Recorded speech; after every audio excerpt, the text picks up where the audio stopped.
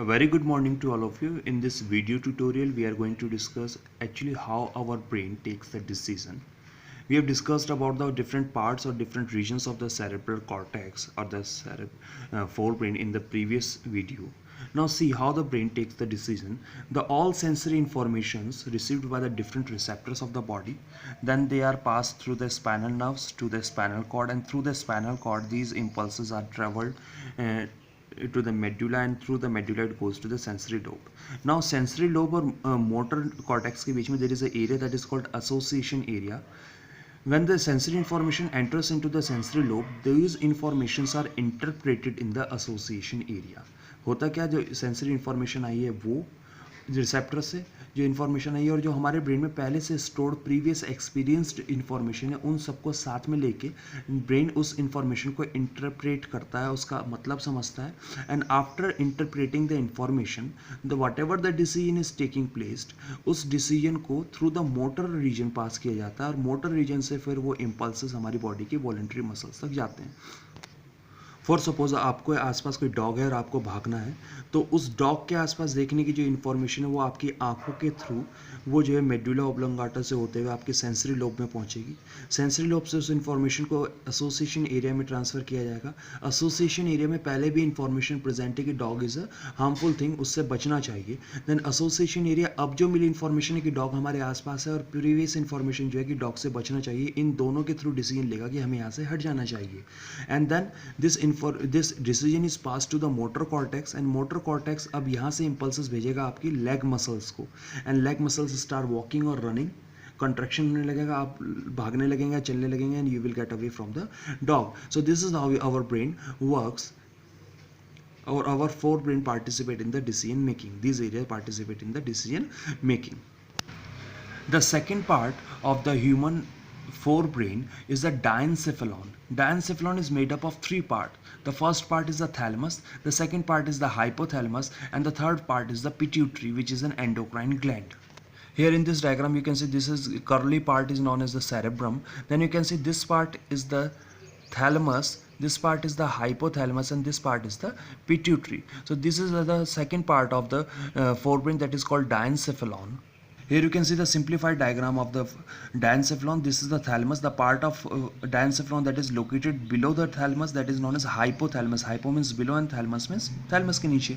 And then there is an endocrine gland arising from the hypothalamus that is called pituitary.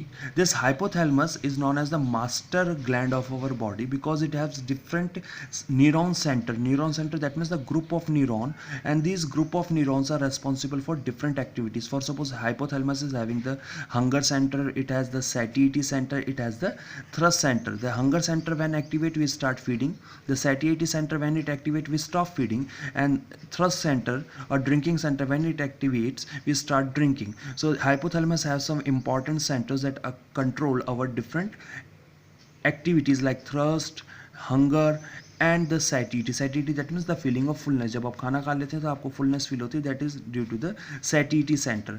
So hunger center is there, satiety center is there, and the drinking center is there in the hypothalamus. Some other centers are also there. We will discuss about them in detail in the higher classes. The next part of the brain is the midbrain. You can see midbrain is located between the forebrain and the hindbrain. That means the midbrain connects the hindbrain to the forebrain. That means it is a bridge through which the informations are passed from the hindbrain to the forebrain, or from the forebrain to the hindbrain. This part of the brain is mainly responsible for the controlling motor control of the vision and the hearing. देखते वक्त आपकी आंखें इधर उधर घूमती हैं, उस तरह के मूवमेंट को कंट्रोल करता है. आपका गर्दन इधर उधर घूमती है जब आपको एक स्पेसिफिक रीजन से आवाज़ सुननी होती है, उसको ये कंट्रोल करने का काम करता है. Except this, it also control the temperature of the body and alertness of the body. आप लेजी हैं या आप अलर्ट हैं, that will be also controlled by the mid brain. It has a part that is known as hippocampus that is responsible for the alertness of the body. The midbrain also has a part that is responsible for storing the memory. That means if a person have any damage in the midbrain, so that person will face difficulty in hearing, will face difficulty in vision, and also can lose the memory because this region is also responsible for storing the memory. The last part of the brain is the hindbrain. It is the posterior most part of the brain. Here you can see the last part is there. This has a part that is known as cerebellum. It is again curly part located posterior part in the posterior part of the brain.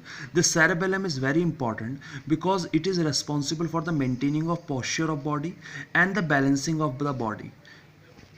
आपने कई लोग ऐसे देखे होंगे जिनके चलने का posture ठीक नहीं होता, बैठने का पोस्चर ठीक नहीं होता, and this is all due to the abnormality in their cerebellum. So it is responsible for the balancing of body. For suppose आप बैठे हैं तो उस समय ऐसा नहीं है कि आप रिलैक्स हैं, आपकी बहुत सारी मसल्स काम कर रही हैं. Those all muscles are controlled by the cerebellum. If you are walking in a balanced position या आप दौड़ रहे हैं, दौड़ते वक्त आपकी बॉडी का जो बैलेंस है वो सारी चीज़ें आपके सेरेबेलम मेंटेन करता है. So if a person has a good efficiency और ability to balance his body, that means it has a more activated cerebellum. The remaining part is the pons. This outgrowth is known as the pons, and this region is the medulla, which continues into the spinal cord. This medulla region has different centers. Centers again means the group of neurons that are responsible for controlling the blood pressure. If it is activated, control the blood pressure, salivation, and the vomiting. How this center works, for suppose if you eat something that is not good for your body, that impulses passes to the medulla. In the medulla, the vomiting center will become activated, and that cause the contraction in your stomach, and whatever the content is filled in your stomach, that will be vomit out. So this is how the medulla oblongata works. So this is all about the human brain. You can see it is made up of three parts: forebrain, midbrain, and hindbrain, and they are connected with each other and responsible for controlling different activity. So by studying this, we can see the human brain is responsible for the controlling and coordinating between the different activities of our body. The cerebral cortex is the main thinking part. You should always remember one more thing: the size of cerebrum is equivalent to the intelligence of the animal. जो animal जितना ज़्यादा intelligent होगा उसमें उतना ही ज़्यादा developed cerebral cortex देखने को मिलेगा.